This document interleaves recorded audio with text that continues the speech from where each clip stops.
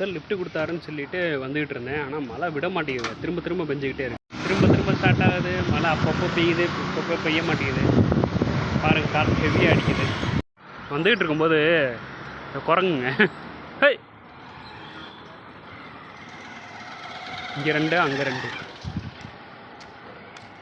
குதிச்சு விளையாடுது. அங்கே பாருங்க, மேலே வருஷம் எத்தனை இருக்கு பாருங்க, பார்த்தீங்களா?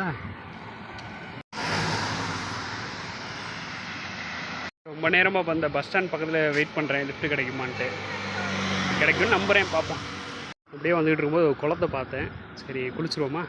நாங்கள் நம்மளை மட்டும் அலோவ் பண்ண மாட்டாங்க, அவங்க மட்டும் குளிக்கிறாங்க, நம்மளை குளிக்க வேணான்றாங்க. குளிக்க தான் முடியல.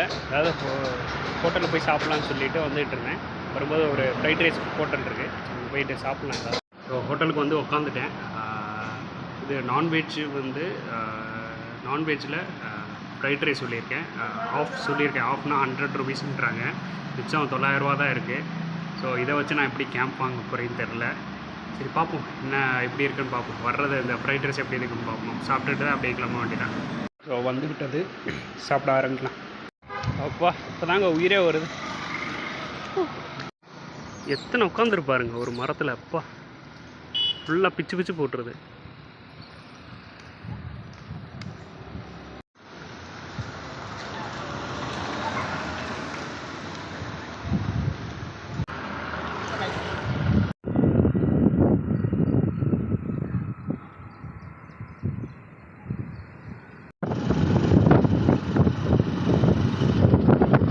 பிரகாஷ் வந்து ஹெல்ப் பண்ணியிருக்காரு இவ்வளோ தூரம். அந்த அலிபேக்னு சொல்லிட்டு ஒரு ஊர் இருக்குது, அங்கே பஸ் ஸ்டாப் பக்கத்தில் நிப்பாட்டியிருக்காரு.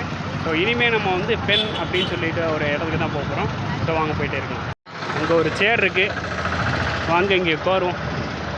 நல்லா சாப்பிட்டேன், ஆனால் நடந்து வந்து இதாகிடும் போலங்க, எனர்ஜிலாம் போயிடும் போல். ஸோ